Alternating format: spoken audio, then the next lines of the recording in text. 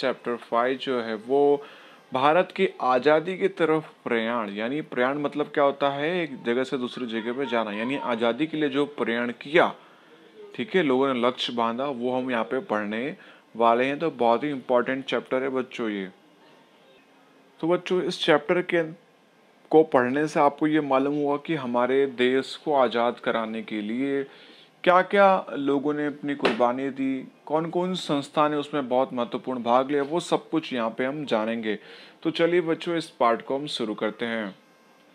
1920 से 1947 के अवधि को यहाँ पे गांधी युग अथवा तो कह सकते हैं यहाँ पे या गांधी युग के आंदोलन का युग माना जाता है। यानी कि अब 1920 से लेकर 1947 यानी जो 27 साल का ये जो युग था उसे गांधी युग के आंदोलन के रूप में माना जाता है।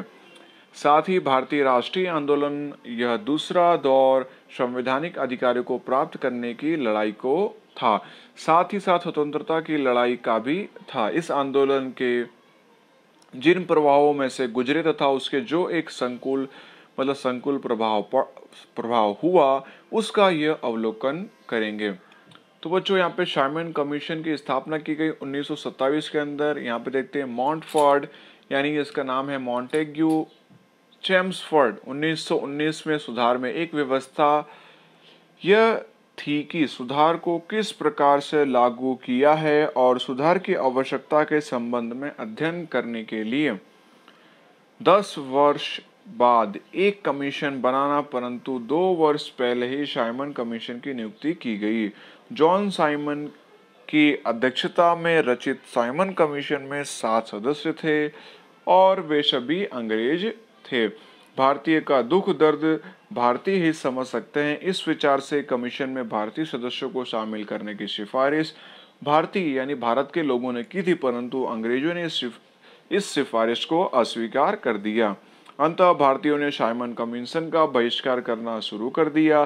साइमन कमीशन के भारत के आगमन के समय लोगों ने सभा, जुलूस, साइमन गो बैक यानी साइमन वापस जाओ के नारे एवं काले झंडे फहराकर विरोध किया, जिसके विरुद्ध सरकार ने दमन नीति का उपयोग किया। सरकार ने दमन नीति का भोग लाला लाजपत राय, गोविंद वल्लभ पंत, जवाहरलाल नेहरू भी बने, यानी दमन नीति के यहाँ पे मतलब शिकार बने। साथ ही लाहौर में जुलूस का नेतृत्व करते समय लाला लाजपत राय गंभीर रूप से घायल हो गए। थोड़े दिन बाद उनका अवसान भी हो गया 1919 में। तो बच्चों यहाँ पे सवाल पूछा जाता था कि लाला लाजपत राय की मृत्यु कब और कैसे हुई। तो ये आप लिख सकते हो 2 मार्क्स के सवाल में, इसका आंसर आप इस तरह लिख सकते हैं। लाला लाजपत राय की मृत्यु के समाचार के बाद भगत सिंह, राजगुरु आदि क्रांतिकारी उत्तेजित हुए और लाठीचार्ज का आदेश देने वाले अंग्रेज पुलिस अधिकारी सैंडर्ड की हत्या कर दी गई।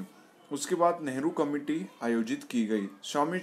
साइमन कमीशन का बहिष्कार होने से भारतीय मंत्री जो यहाँ पे बर्कन हेड ने साइमन कमीशन का विधेयक प्रस्तुत करते समय बताया कि भारत के नेता सभी दलों के अनुकूल संविधान बनाकर दे तो ब्रिटिश सरकार उस पर विचार करेगी। इस आह्वान को चुनौती समझकर भारतीय राष्ट्रीय महासभा ने मोतीलाल नेहरू की अध्यक्षता ने नेहरू कमेटी की रचना की गई, जो वितरण दिया गया कि वह नेहरू रिपोर्ट के रूप में माना जाता है, जिसमें स्थानीय स्वराज यानी डोमिनियन स्टेट यानी आगे स्वतंत्र न्यायतंत्र, मूलभूत अधिकार एवं साथ ही वयस्क मताधिकार आदि विषयों का समावेश किया गया, परंतु अंग्रेज सरकार ने उसे स्वीकार नहीं किया। आगे पूर्ण स्वराज की मांग 1929 में उठी। तो बच्चों यहाँ पे जो फिगर देखा, यह फिगर हमारा जो है वो मोतीलाल नेहरू का फिगर आप देख रहे हैं। आगे पूर्ण स्वराज की मांग। उस समय भारतीय राष्ट्रीय महासभा ने जवाहरलाल नेहरू, सुभाष चंद्र बोस जैसे युवा नेता सक्रिय थे। वे पूर्ण स्वराज के पक्षधर थे। स्थानीय स्वराज से युवा वर्ग को संतोष नहीं था। परिणाम स्वरूप लाहौर में रावी नदी के तट पर जवाहरलाल नेहरू की अध्यक्षता में भारतीय राष्ट्रीय महासभा में पूर्ण स्वराज का प्रस्ताव पारित किया गया। उसके बाद 26 जनवरी 1930 को स्वतंत्रता की शपथ लेकर प्रथम बार पूर्ण स्वतंत्रता दिवस के रूप में मनाने का निश्चय हुआ। इस दिन का महत्व बनाए रखने के लिए 1950 में हमारा भारतीय संविधान इस तारीख को लागू किया गया, यानी 26 जनवरी 1930 को स्वतंत्रता की शपथ लेकर प्रथम बार पूर्ण स्वतंत्रता दिवस के रूप में मनाने का निश्चय किया। इसीलिए इस परंपरा को बनाए रखने के लिए, इस दिन का महत्व बनाए रखने के लिए 1950 के दिन हम मतलब हर 26 जनवरी के दिन गणतंत्र दिवस मनाते हैं, सेलिब्रेट किया जाता है। दांडी कूच 12 मार्च से लेकर 6 अप्रैल 1930 तक सविनय अवज्ञा आंदोलन के रूप में गांधी जी ने दांडी गांव के समुद्र किनारे जाकर नमक कानून को भंग करने का निश्चय किया। साथ ही 11 मार्च की शाम को आश्रम में हजारों लोगों की जनसंख्या को सत्याग्रह का संदेश दिया। लोगों की गिरफ्तारी होने पर भी दृढ़तापूर्वक अहिंसा रूप से सरकार के विरुद्ध संघर्ष को आगे बढ़ाने का अनुरोध किया। गांधी जी ने अहमदाबाद के साबरमती हरिजन आश्रम, अब गांधी आश्रम से 12 मार्च 1930 को वैष्णव जन तो तेने रे कहिए जो पीड़ पर आई जाने रे मतलब गाया गया। ये एक प्रार्थना है गुजराती की। उसके बाद बड़े नरसैया तेनु दर्शन करता कुल इकोतर तरिया रे सूरा संग्राम को देख भागे नहीं, देख भागे सोई सूर नहीं, यह पूरा होने का महाप्रयाण शुरू हुआ। गांधी जी ने अपने सहयोगियों के साथ दांडी कूच की शुरुआत की है। अहमदाबाद से दांडी की दूरी लगभग 370 किलोमीटर है। दांडी यात्रा में असलाली, बरेजा, नडियाद, आणंद, बोरियावी, राश, जम्बूशर, भरूच, सूरत, नवसारी जैसे छोटे छोटे नगरों में सभाएं करके लोगों को सविनय अवज्ञा आंदोलन और नमक कानून भंग करने की अनिवार्यता की जानकारी दी गई। साथ ही गांधी जी ने भाट नामक स्थल पर 29 मार्च 1930 को कहा कि कौवे कुत्ते की मौत मरूंगा, परंतु जब तक स्वराज नहीं मिलेगा तब तक आश्रम से वापस नहीं लौटूंगा। यह कूच जिन गांवों में से गुजरती वह लोग रास्ते की सफाई करते एवं पानी छिड़क कर तोरण बांधकर सजाते, मतलब सब उनके चलने के लिए ऐसा रास्ता बनाते अच्छे से। और इस यात्रा में लोगों ने अपूर्व जागृति, गजब की श्रद्धा, चेतना, एकता को जगाने अद्भुत कार्य किए। पूरे देश में सत्याग्रह की लहर दौड़ गई और साथ ही गांधी जी अपने साथियों के साथ 24 दिन की पद यात्रा के बाद दांडी पहुंचे 15 अप्रैल 1930 को। तो बच्चों यहाँ पर आप ये मैप पूरा देख सकते हैं यहाँ पे कि अहमदाबाद से दांडी की यात्रा शुरू की थी गांधी जी ने आश्रम से, और यहाँ पे नवसारी के आगे जो है दांडी, वहां पर जाके खत्म हुई, यानी कुल 15 दिनों का समय लगा था गांधी जी को। उसके बाद बच्चों आगे देखते हैं। 6 अप्रैल 1930 की सुबह ठीक 6:30 बजे समुद्र के किनारे गांधी जी ने जमे हुए नमक में से एक मुट्ठी नमक लेकर नमक के अन्यायपूर्ण कानून को तोड़ा और गांधी जी ने कहा, मैं नमक कानून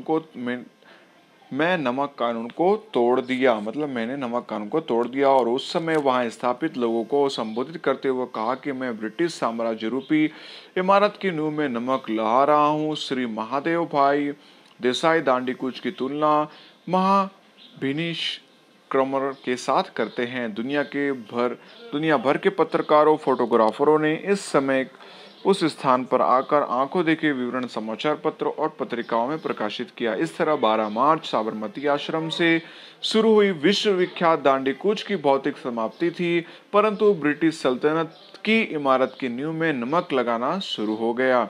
इस तरह देश में सविनय अवज्ञा आंदोलन शुरू हुआ और सरकार ने दमन के कोड़े बरसाए, यानी जो वहाँ ब्रिटिश सरकार थी उस समय लोगों पर उन्होंने कोड़े बरसाए, लाठीचार्ज, गिरफ्तारी, गोलीबारी, स्त्री और बालकों पर जुल्म करना भी लड़ाई कमजोर नहीं पड़े। मतलब ये सब अत्याचार अंग्रेजों ने किया, उसके बाद भी हमारे भारत के लोग जो थे वो कमजोर नहीं हुए। दांडी कूच के दौरान विदेशी कपड़ों का बहिष्कार, शराबबंदी, हिंदू मुस्लिम एकता, अस्पृश्यता निवारण आदि के रचनात्मक कार्यक्रमों को आयोजित किया गया।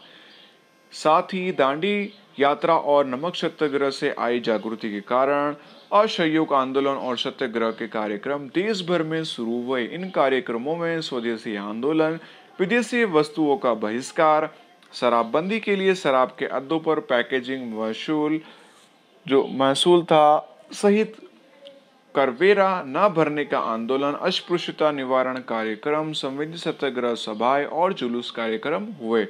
इस जागृति एवं आंदोलन को कमजोर करने तथा कुचल डालने के लिए सरकार के द्वारा लाठीचार्ज, कारावास सहित दमनकारी जैसे कदम उठाए गए अंग्रेज सरकार के द्वारा। इसके प्रतिक्रिया यानी इसके मतलब जवाब देते हुए भारत के देश के लोगों ने railway, police station, police post office, अन्य सरकारी इमारतों पर तोड़फोड़, हमले जैसे कुछ हिंसक घटनाएं भी मतलब घटी। इस घटना से सरहद के गांधी जी अब्दुल जफ्फार खां के नेतृत्व में आंदोलन, मुंबई के पास वडाला के पीठे पर नागरिकों का हमला, दिल्ली में कस्तूरबा गांधी के नेतृत्व में शराबबंदी के लिए पैकेटिंग, सूरत के धारासणा तथा विरामगाम के क्षेत्र में हुए नमक सत्याग्रह के अतिरिक्त सरकारी विश्वविद्यालयों में पढ़ने वाले पढ़ाई छोड़ देने के कार्यक्रम मुख्य थे। मतलब सारे लोग जो थे वो मतलब देश को आजाद कराने में जुड़ गए थे। गांधी इरविन समझौता, गोलमेज परिषद एवं सत्याग्रह का स्थगन। ब्रिटिश सरकार ने भारत को किस प्रकार का संविधान सुधार देगी, इसके लिए गोलमेज यानी राउंड टेबल कॉन्फ्रेंस यहाँ पे परिषद बुलाई गई नवंबर 1930 को। पहली परिषद लंदन में आयोजित की गई जो नवंबर 1930 को हुई थी, परंतु वो कांग्रेस की अनुपस्थिति के कारण निष्फल रही। इससे कांग्रेस को मनाने के लिए गांधी जी और इरविन के बीच गांधी इरविन समझौता हुआ, जिसमें मार्च 1930 में सत्याग्रह की नीति और साथ ही नमक बनाने की स्वतंत्रता और शांत पैकेटिंग की सहमति मुख्य मुद्दा वहां पर रहा। उसका आगे दिया है। इसके बाद द्वितीय गोलमेज परिषद में कांग्रेस के प्रतिनिधि के रूप में मात्र गांधी जी उपस्थित रहे, परंतु ब्रिटिश पक्ष पर संविधान निर्माण की चर्चा के लिए अलग अलग कौमों के लिए अलग अलग मतदान मंडल का विभाजनकारी मुद्दा उठाए जाने पर गांधी जी निराश हुए और अंत में यह परिषद निष्फल हो गई। अगला टॉपिक बच्चों दिए भारत छोड़ो आंदोलन। विश्व में बदली हुई परिस्थितियों को ध्यान में रखते हुए कांग्रेस कार्यकारिणी समिति में व्यक्तिगत सत्याग्रह बंद करने का निर्णय लिया गया। यानी जनवरी 1942 में क्रिप्स दरखास्त के द्वारा यह सिद्ध हुआ कि ब्रिटिश सरकार सत्ता छोड़ने नहीं चाहती थी तथा हिंदुस्तान को स्वराज्य देने का उसका इरादा नहीं था। वो भारत की जनता को ठगने का प्रयास कर रही है। ऐसे लगने पर भारतीय हताश होकर क्रोधित हुई। साथ ही गांधी जी ने जनता की निराशा दूर करके एक नई और अंतिम लड़ाई लड़ने के लिए तैयार किया। मुंबई में आयोजित कांग्रेस महासमिति की बैठक में गांधी जी के नेतृत्व में 8 अगस्त 1942 की रात्रि में हिंद छोड़ो का प्रस्ताव जो था वो पारित किया गया। प्रस्ताव के दूसरे दिन प्रातःकाल यानी सुबह के समय में गांधी जी, वल्लभ भाई पटेल, जवाहरलाल नेहरू, मौलाना आजाद के साथ ही देश के अग्रगण्य कांग्रेस नेताओं की गिरफ्तारी की गई, जिसमें समाचार पत्रों पर प्रतिबंध लगा दिया गया और उसके बाद प्रांतीय और जिला स्तर के कांग्रेस नेताओं को भी पकड़ लिया गया। यानी जो काम करते थे फील्ड के अंदर उनको भी पकड़ लिया गया। गांधी जी सहित सभी नेताओं की गिरफ्तारी के परिणाम स्वरूप देश के शहरों के तथा गांवों के एकाएक जोरदार हड़तालें शुरू हुई और गांधी जी ने कहा कि आजादी के लिए मेरी यह अंतिम लड़ाई है और उसके लिए लोग सब कुछ बलिदान करने के लिए तैयार थे। उनका सूत्र था करेंगे या मरेंगे। उसके बच्चों में अगला टॉपिक हमारा आता है यहाँ पे हिंद छोड़ो आंदोलन की शुरुआत और साथ ही के दौरान की गई हड़ताल, यानी हिंद छोड़ो आंदोलन के समय की गई हड़तालों के विषय में यहाँ पे जानकारी हम प्राप्त करेंगे। देश को गांवों शहरों के मजदूर, किसान, युवक, विद्यार्थी, शिक्षक, व्यापारी, स्त्रियों आदि के इस कार्यक्रम में आगे आकर भाग लिया। साथ ही मजदूरों ने कारखाने में हड़ताल की। जमशेदपुर के लोहे के कारखाने में तथा मुंबई और मद्रास के कपड़ा मिलों में हड़ताल की गई। अहमदाबाद के 75 मिलों के 1,40,000 मजदूरों ने 105 दिन तक हड़ताल रखी। देश भर में शांति और अपूर्व हड़ताल हुई। विद्यालयों कॉलेजों में हड़ताल हुई। अहमदाबाद में 3.5 महीने तक बाजार जो था वो बंद रहा। हिंद छोड़ो आंदोलन के दौरान तोड़फोड़ की प्रवृत्तियां।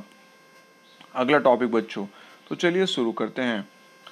हिंदू छोड़ो आंदोलन के दौरान देश के चारों तरफ लोगों का क्रोध और क्रोध जो था वो ब्रिटिश सरकार के द्वारा दमन नीति अपनाने के विरुद्ध शहरों और गांवों के लोगों के टोकिया के द्वारा तार, टेलीफोन, रेलवे लाइन एवं सरकारी मकान, पोस्ट ऑफिस, पुलिस स्टेशन, सरकारी कार्यालय, पुल, मार्गों, विद्यालयों, कॉलेजों के मकानों, रेलवे स्टेशनों आदि को तोड़ डालने की, संपत्ति लूटने की, आग लगाने की घटनाएं बड़ी संख्या में हुई। रेलवे का बहुत नुकसान हुआ और कुछ क्षेत्रों में लोगों ने बम का भी उपयोग किया। संघर्ष को कुचल डालने में सरकार की असफलता। इस संघर्ष में उम्रता एवं व्यापकता के कारण सामूहिक गिरफ्तारी, भारी दमन नीति से थोड़े समय में सरकार की कुचल डालने की नीति जो है वो असफल हो गई। पूरे देश में जगह जगह बहुत व्यापक मात्रा में संघर्ष का फैलाव, तोड़फोड़ के द्वारा सरकारी व्यवस्था को नहास करने का प्रयास हुआ। 70,000 से भी अधिक लोगों को जेल में बंद कर दिए गए। इस आंदोलन के दौरान 538 राउंड गोली चलाई गई, जिसमें 1028 लोगों ने अपना प्राण गंवाए। साथ ही 3200 लोग जो थे वो घायल हो गए। अहमदाबाद और पटना में गोली चलाए जाने की बड़ी संख्या में विद्यार्थी मारे गए। इस संघर्ष में लोगों ने जो व्यक्तिगत एवं सामूहिक वीरता बताई, उसे विश्व के साथ ब्रिटिश सरकार पर भी ऐसी छाप पड़ी कि अब अधिक समय भारत में तो अपना शासन टिकाए नहीं रख सकते हैं, क्योंकि लोगों ने स्वयंभू आंदोलन चलाया। भारत छोड़ो शब्द लोगों ने स्वयं स्फूर्ति की घोषणा के रूप में अपनाया। इस सूत्र को डोमिनियन स्टेट्स यानी उपनिवेशिक स्वराज्य का ख्याल अदृश्य हो गया। अब तो पूर्ण स्वराज ही चाहिए, उसके लिए कटिबद्ध हुए। उसके बाद 5वें वर्ष भारत को संपूर्ण स्वतंत्रता मिली। यानी 1942 में क्रांतिकारी सूर्य, जिसमें 5 साल बाद जो था और इतने लोग मरे, उसके बाद 1947 के हमें आज़ादी मिली। उसके बाद बच्चों अगला टॉपिक यहाँ पे हमें दिया गया आज़ाद हिंद फौज और सुभाष चंद्र बोस। तो बच्चों देखते हैं यहाँ पे सुभाष चंद्र बोस का जन्म जो है वो उड़ीसा राज्य के कटक शहर में हुआ था। 23 जनवरी 1857 के उनके पिता राय बहादुर जानकीनाथ बोस सरकारी वकील थे। माता श्रीमती पार्वती देवी धार्मिक प्रवृत्ति वाली थी। कोलकाता में प्रेसिडेंट कॉलेज में से बहुत अच्छे अंकों से पास करके विशेष अध्याय के लिए इंग्लैंड गए। वहां से बहुत कठिन मानी जानी ICS यानी इंडियन सिविल सर्विस की परीक्षा 4 नंबर से उत्तीर्ण करके वे कोलकाता वापस आए। ऐसा सोचा था कि बंगाली लड़का भविष्य में ब्रिटिश सरकार में वफादार सेवक बनेगा। उसी ने भारत के ब्रिटिश हुकूमत के विरुद्ध स्वतंत्रता सेनानी के रूप में कार्य किया। साथ ही कोलकाता में प्रेसिडेंसी कॉलेज में अंग्रेज अध्यापक ओट के द्वारा रंग भेद की नीति एवं भारतीय विद्यार्थियों के साथ अपमानजनक व्यवहार और अभिमान के कड़वे अनुभवों में से उनके मस्तिष्क में क्रांति के बीज बो दिए गए। यानी कलकत्ता के कॉलेज के अंदर वहाँ के जो प्रोफेसर जो थे अंग्रेज, उनमें काले गोरे का भेद करने की वजह से वो जो वहाँ पे लोगों से पक्षपात हुआ, ये सुभाष चंद्र बोस देखकर उनके दिमाग पर एक क्रांति का बोझ उस समय बोग दिया गया, ख्याल आ गया। उन्हें भारत के स्वतंत्रता संग्राम में बहुत अधिक रुचि थी। साथ ही भारतीय महासभा के सक्रिय कार्यकर्ता बन गए। वे राष्ट्रीय स्वराज दल में जुड़कर 1923 को थोड़े समय में ही युवकों के अति प्रिय नेता बन गए।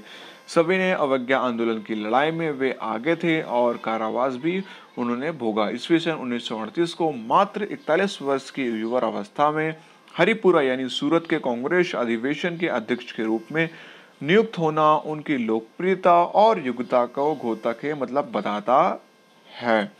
साथ ही तो बच्चों यहाँ पर आप जो फोटो देख रहे हैं ये सुभाष चंद्र बोस और ये हमारे गांधी जी।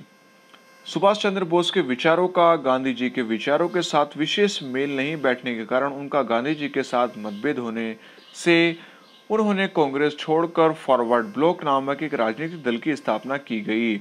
अविरत सभाएं संबोधित करते देश में प्रवास, ब्रिटिशरों के विरुद्ध जनपद जागृत करने का आशय में जगह जगह प्रवास किया। अंत में हिंद सुरक्षा धारा के अंतर्गत उन्हें गिरफ्तार करके कारावास में बंद कर दिया गया। कब? 1940 के अंदर। कारावास में एक राजनीतिक कैदी के रूप में उनके साथ अनुचित व्यवहार होने से उन्होंने आमरण उपवास किया। उनकी तबीयत खराब होने से उन्होंने निवास स्थल पर ही नजरबंदी रखा गया, परंतु वे पठान का वेश पहनकर कोलकाता से पेशावर, काबुल, ईरान, रूस होकर बर्लिन यानी जर्मनी पहुंचे। 28 मार्च 1942 के दिन जर्मनी में भारतीयों ने उनका हार्दिक स्वागत किया और बर्लिन रेडियो पर उन्होंने अपने देशवासियों को ब्रिटेन के विरुद्ध जिहाद करने का अनुरोध किया। जर्मनी में हिटलर के साथ भारत की आज़ादी के विषय में चर्चा 29 मई 1941 को ही उन्होंने पहले रोम और पेरिस की स्वतंत्र भारत से संबंधित सैनिक दल स्थापित किए, जिन्होंने 3000 भारतीयों की भर्ती की। भारत में से भागकर जापान में बसे हुए भारतीय क्रांतिकारी नेता रास बिहारी बोस ने सभी मंडलों को छोड़ने वाली एक संस्था इंडियन इंडिपेंडेंस लीग नामक केंद्रीय संस्था स्थापित की। तो बच्चों यहाँ पे एक मार्क्स का सवाल आ सकता है कि केंद्रीय संस्था यानी इंडियन इंडिपेंडेंस लीग की स्थापना किसने की? तो रास बिहारी बोस ने की। इसका आपको ध्यान रखना है। उन्होंने भारत की स्वतंत्रता प्राप्त करने के लिए आजाद हिंद फौज तैयार करने का निर्णय किया, जिसमें विश्व में अलग अलग देशों से बसने वाले भारतीय जैसे कि मलाया, जापान, चीन, सुमात्रा, जावा, हांगकांग, बोर्नियो, अंडमान, ब्रह्मदेश यानी म्यांमार आदि स्थलों में से 100 प्रतिनिधि उपस्थित हुए, जिसमें जापान के हाथ में युद्ध कैदी के रूप में पकड़े गए कैप्टन मोहन सिंह इस परिषद में उपस्थित हुए, जिसमें रास बिहारी बोस चुने गए। उसके बाद बच्चों अगला टॉपिक यहाँ पे आजाद हिंद फौज यानी सुभाष चंद्र बोस की द्वारा रचित की गई अथवा तो इंडियन इंडिपेंडेंस लीग यानी रास बिहारी के द्वारा बनाई गई एक संस्था यानी कह सकते हैं लीग। चलिए बच्चों नेक्स्ट टॉपिक यहाँ पे देखते हैं। अंग्रेजों की कठोर सुरक्षा को भेद कर यानी जो सुरक्षा थी उसमें धूल झोंककर सुभाष चंद्र बोस एक सबमरीन के द्वारा बर्लिन से चालाकी पूर्वक जापान पहुंचे 1943 में और एक जोरदार साहस था। ये उनका एक जोरदार साहस था। वहां रास बिहारी बोस ने हिंद मुक्ति के इस फौज इंडियन इंडिपेंडेंस लीग का सर्वोच्च नेतृत्व सुभाष चंद्र बोस को संभालने का आमंत्रण दिया। यह निश्चय किया कि यह फौज मात्र भारतीय सैनिकों और भारतीय अधिकारियों को ही होगी, भारत के मुक्ति के लिए ही लड़ेगी। उन्होंने उसमें जापान और अग्नि एशिया के भारतीय की मदद मिली। जापान के प्रधानमंत्री टोजो के साथ मुलाकात की। उसके भारत के पूर्ण स्वराज के लिए सभी प्रकार की सहायता करने का निश्चय किया। जापान ने जापानी सेना भारत में जैसे तैसे करके आगे बढ़ती, वैसे वैसे काम चलाओ सरकार का वहां गठन करके वहां की व्यवस्था उसे सौंपेगी और जापान उसे मान्यता भी देगा।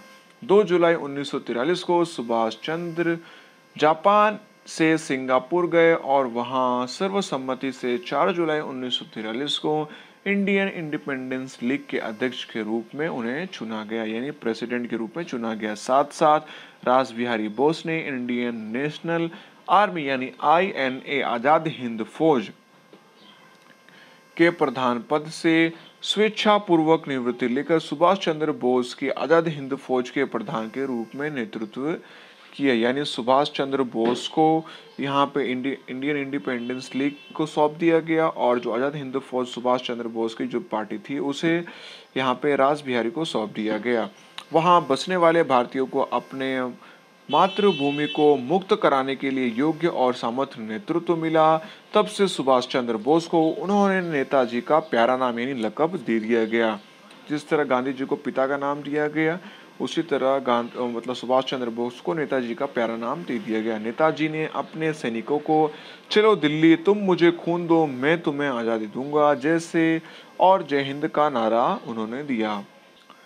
सुभाष चंद्र बोस के द्वारा काम चलाऊ सरकार की स्थापना। आजाद हिंद फौज का नेतृत्व संभालने के साथ ही सुभाष चंद्र बोस ने काम चलाऊ सरकार की रचना की, जिसमें वे प्रधानमंत्री और सेना के सर्वोच्च सेनापति बने। भारत की इस काम चलाऊ सरकार को जापान, जर्मनी, चीन, इटली, बर्मा जैसे देशों ने मान्यता दी। इस सरकार ने हिंदी भाषा को राष्ट्रभाषा के रूप में तिरंगा, राष्ट्र मतलब यहाँ पे ध्वज स्वीकार किया। आय के लिए जापान की सहायता, स्वैच्छिक अनुदान, संपत्ति जो थी उस पर कर लगाना निश्चय किया। नेताजी ने 1943 में अंडमान निकोबार टापू की मुलाकात लेकर इन टापुओं को क्रमशः शहीद और स्वराज्य नाम दिया। अंतिम दौर और सुभाष चंद्र बाबू का बलिदान। मई 1944 में नेताजी के नेतृत्व में सेना की टुकड़ी ने रंगून, प्रोम, कोहिमा, वर्तमान नागालैंड की राजधानी जो है वो और आदि प्रदेश को अधिकार में ले लिया। इसके उपरांत इम्फाल यानी मणिपुर की राजधानी जो है वो उसे भी जीत लिया। परंतु द्वितीय विश्व युद्ध के समय के काल में ब्रिटेन की ओर से अमेरिका युद्ध में कूद पड़ा, जिसमें जापान के नागासाकी और हिरोशिमा शहर पर बम डालने से जापान ने शरणागति स्वीकार की, जिसमें नेताजी को जापान की ओर से मिलने वाली सहायता जो थी वो बंद हो गई। यानी बच्चों कह सकते हैं जब हमारा भारत देश आज़ाद हो रहा था तब अमेरिका ने ब्रिटेन का साथ दिया, जिसमें जापान के जो दो बड़े शहर थे हिरोशिमा और नागासाकी पर उसने अणु बम फेंक दिए, जिससे वहाँ के जो जापान जो था उसे शरणागति स्वीकार करनी पड़ी, जिससे भारत को मिलने वाली जापान से जो सुविधा जो थी वो बंद हो गई। तदुपरांत ब्रिटेन की हवाई जहाज़ों के आज़ाद हिंद फौज पर की गई बमबारी के कारण स्थिति खराब हो गई। नेताजी ऐसी कठिन परिस्थिति में विमान द्वारा बैंकॉक जो है वो साइगोन फॉर्मेशा द्वीप के तरपई विमान केंद्र पर पहुंचे, परंतु विमान में अचानक आग लगने से 18 अगस्त 1945 हॉस्पिटल में चिकित्सा के दौरान उनकी मृत्यु हो गई। सुभाष बाबू का अवसान विमान दुर्घटना में होने के बारे में आज भी एक अनसुलझा यहाँ पे एक रहस्य जो है वो बना हुआ है कि उनकी मौत जो है वो विमान से हुई या किसी और कारण से हुई, ये रहस्य बना हुआ है। यानी बच्चों कह सकते हैं यानी उस समय अगर अमेरिका जो है वो अगर साथ नहीं देता अंग्रेज का ब्रिटिश का, तो हमारे सुभाष चंद्र बोस उस समय नहीं मरते और साथ ही भारत को आज़ादी पहले मिल गई होती। उसके बाद स्वतंत्रता प्राप्ति और भारत का विभाजन। आजाद हिंद फौज के पकड़े गए सेनापतियों पर राजद्रोह का केस चलाया गया। भूला साई देसाई और जवाहरलाल नेहरू फौज की ओर से केस लड़े, परंतु ब्रिटिश सरकार ने उन सेनापतियों को सजा दी, जिसका प्रचंड लोक विरोध होने के वापस लेना पड़ा और इस घटना से मुंबई के नौका विद्रोह 1946 के कारण अंग्रेजों ने भारत को स्वराज्य देने की चर्चा शुरू हुई। ब्रिटेन के प्रधानमंत्री इटली के घोषणा के अनुसार 20 फरवरी 1947 को ब्रिटिश सरकार के कैबिनेट मिशन योजना के अनुसार रचित सरकार को भारत की समस्त सत्ता सौंपकर जून 1948 तक वहां से विदा होगी। फिर बच्चों यहाँ पर एक ये इम्पोर्टेंट क्वेश्चन यहाँ पे आता है। ब्रिटेन के जो उस समय के वर्तमान जो प्रधानमंत्री थे उन्होंने इटली की घोषणा के अनुसार 20 जनवरी 1947 को ब्रिटिश सरकार ने कैबिनेट मिशन आयोजित किया गया, जिसके अनुसार भारत सरकार को समस्त सत्ता यानी पूरे भारत की जो सत्ता जो थी वो सौंप कर जून 1948 को वहां से विदा होगी। इसी के दौरान भारत का वाइसराय के रूप में वेवल की जगह पर माउंटबेटन की नियुक्ति हुई। उस समय भारत में हुए दंगों के कारण देश की स्थिति जो थी वो अत्यंत ही यहाँ पे करुण बन गई, बहुत ही कमजोर हो गई। साथ ही संविधान सभा की रचना के लिए जुलाई 1946 में चुनाव में कांग्रेस को 210 में से 201 और मुस्लिम लीग को 78 में से 73 सीटें मिली। परिणाम स्वरूप लीग में पाकिस्तान के लिए प्रबल मांग बढ़ी और सरकार पर दबाव बनाने के लिए 16 अगस्त 1946 में सीधी कार्रवाई दिवस के रूप में मनाने का आदेश दिया गया। इसे पूरे भारत में कौमी दंगे होने लगे। यह देखकर सरदार वल्लभ भाई पटेल, नेहरू सहित कांग्रेस के सभी नेताओं को लगा कि पाकिस्तान की मांग को स्वीकार करने के अतिरिक्त दूसरा कोई विकल्प नहीं है। मुस्लिम लीग और जिन्ना का हत्याग्रह 9 दिसंबर 1946 संविधान सभा का मुस्लिम लीग का बहिष्कार हुआ। लीग ने 31 जनवरी 1947 पाकिस्तान प्राप्ति के लिए उग्र कार्यक्रम का आग्रह के कारण भारत के विभाजन स्वीकार करने की परिस्थिति जो थी वो पैदा हो गई। इन संजोगों में माउंटबेटन ने नेहरू और सरदार को समझाया कि अनेक स्वायत्त और विरोधी इकाई वाले निर्बल केंद्र के अपेक्षा पूर्वक केंद्र के अधीन ऐसे प्रशासनिक इकाइयों के साथ सुदृढ़ केंद्र सरकार वाला भारत अधिक शांति प्राप्त कर सकेगा। यानी विभाजन होने से भारत में शांति बनी रहेगी। नेताओं को यह तर्क उचित लगा। उन्होंने नेहरू और सरदार गांधी जी के साथ परामर्श किया। गांधी जी ने विवश होकर भारत के विभाजन को भारी मन से स्वीकार किया। माउंटबेटन योजना, जून 1947 और भारत का विभाजन। वाइसराय माउंटबेटन ने अपना स्थान संभाल लिया। 24 मार्च 1947 को उनके मतानुसार भारत का विभाजन करने के अतिरिक्त अब कोई उपाय बाकी नहीं बचा है। सरदार वल्लभ भाई पटेल जैसे कई प्रत्यक्षदर्शी नेताओं ने भी इस बात को स्वीकार करने का आग्रह किया। इस तरह इन संयोजनों में लंबी चर्चा और विचार परामर्श के अंत में 3 जून 1947 वाइसराय माउंटबेटन ने अखंड भारत के 2 भाग करने की अंतिम योजना प्रस्तुत की, जिसे माउंटबेटन योजना कहा जाता है। यानी माउंटबेटन योजना अर्थात क्या, इंडिया और पाकिस्तान इंडिया के 2 भाग में विभाजित करना, जिसे माउंटबेटन योजना भी कहा जाता है। तो बच्चों यहाँ पे आपने जो फिगर देखा आपने, वो माउंटबेटन योजना की बैठक की फोटो है।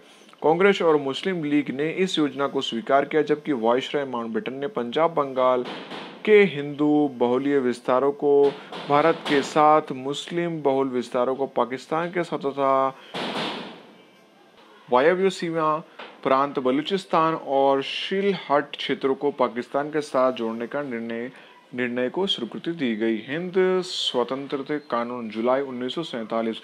वाइसराय माउंटबेटन की योजना के अनुसार ब्रिटिश पार्लियामेंट में हिंद स्वतंत्रता कानून जुलाई 1947 को पारित किया गया। इस कानून के अनुसार भारतीय संघ में प्रथम गवर्नर जनरल के रूप में माउंटबेटन को और पाकिस्तान के नवाब जिन्ना को चुना गया।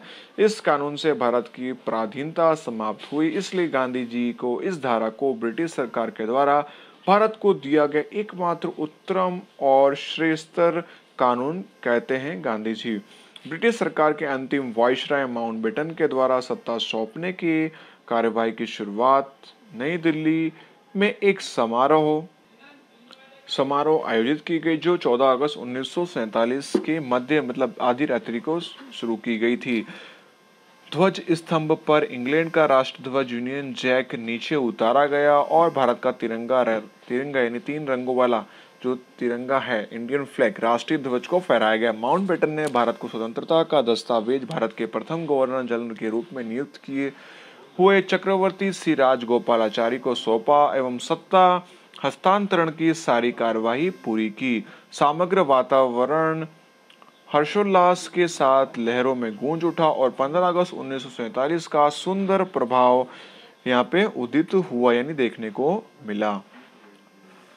समस्त भारत की जनता में आनंद और उल्लास के प्रथम स्वतंत्रता दिवस का समारोह मनाया गया। जगह जगह पर तोरण बांधे गए, विद्यालयों में मिठाइयां बांटी गई और साथ ही प्रतिज्ञा पूरी होने से राहत अनुभव किया। परंतु महात्मा गांधी हिंद विभाजन से दुखी होने से वे गहरे शोक एवं चिंतन में डूबे हुए थे। यानी इंडिया और पाकिस्तान के विभाजन होने से गांधी जो थे वो क्या यहाँ पे शोक में डूबे हुए थे। अगला टॉपिक बच्चों हमें यहाँ पे दिया गया है स्वतंत्र भारत और उसके समक्ष तत्कालीन समस्या। माउंटबेटन योजना और हिंद स्वराज्य धारा यानी इंडियन इंडिपेंडेंस एक्ट 1947 के परिणाम स्वरूप हिंदुस्तान की विभाजित स्वतंत्रता भारत और पाकिस्तान के इन 2 स्वतंत्र राष्ट्रों के लिए सैनिकों की व्यवस्था, संपत्ति संबंधी समस्या, लेन देन के हिसाब, निराश्रित की समस्या, सार्वजनिक सेवाएं, उनके लिए अधिकारों एवं प्रशासनिक तंत्र की व्यवस्था के उपरांत छठा, भारत के पश्चिम में स्थित पश्चिमी पाकिस्तान एवं पूर्वी तरफ की पूर्वी पाकिस्तान अंतर्राष्ट्रीय सीमाएं निर्धारित करने आदि मुख्य समस्याओं का निराकरण भी करना था। ये इनके लिए बहुत समस्या थी आजादी के बाद की। इन परिस्थितियों के निराकरण के लिए माउंटबेटन की अध्यक्षता में भारत पाकिस्तान के दो मिलकर 5 प्रतिनिधियों को यहाँ पे मतलब समिति में नियुक्त किया गया। इस समिति में ऐसे प्रश्नों को हल करने के लिए संबंधी प्रश्नों के जानकर विशेषज्ञ अलग अलग समिति नियुक्त की गई और मतभेद की स्थिति में भारत के भूतपूर्व मुख्य न्यायाधीश की अध्यक्षता में भारत और पाकिस्तान के एक प्रतिनिधियों से बना पंचायती आयोग में फैसला दे और उसे अंतिम मानने को दोनों देशों ने स्वीकार किया। भारतीय सेना के सेनापति ने सेना और सैन्य सामग्री का विभाजन पूरा करने पर फरवरी 1948 में ब्रिटिश सरकार ने भारत से विदा लिया और सैनिक और न्यायिक, प्रशासनिक आदि सेवा करने वाले अधिकारियों को भारत पाकिस्तान विकल्प स्वीकार करने तथा उससे संबंधित वेतन, भत्ता, नौकरी की सुरक्षा का विश्वास दिलाया। भारत और पाकिस्तान को छोड़कर आने वाले निर्वासित नगरों उनकी तथा दोनों देशों की संपत्ति, रोजगार, व्यवसाय आदि समस्या को धैर्य और कुशलता पूर्वक हल किया गया। भारत में 562 देसी रजवाड़ों को स्वतंत्र भारत संघर्ष में जोड़ने का भगीरथ प्रश्न सरदार वल्लभ भाई पटेल ने अपने दृढ़ निश्चय और लौह मनोबल एवं कूटनीतिपूर्ण बातचीत द्वारा हल किया। फिर भी विभाजन के कारण हुई कौमी दंगे का प्रभाव, महात्मा गांधी की हत्या का आघात, स्वतंत्र भारत को सुशासन देकर स्वावलंबी बनाना, कृषि क्षेत्र की कमजोर स्थिति, देश में शांति एवं सुलह का वातावरण तैयार करना, देश की आंतरिक एवं बाह्य सुरक्षा जैसे प्रश्नों का आदि विषयों के निराकरण के लिए दीर्घकालीन आयोजन जो था वो बहुत ही आवश्यक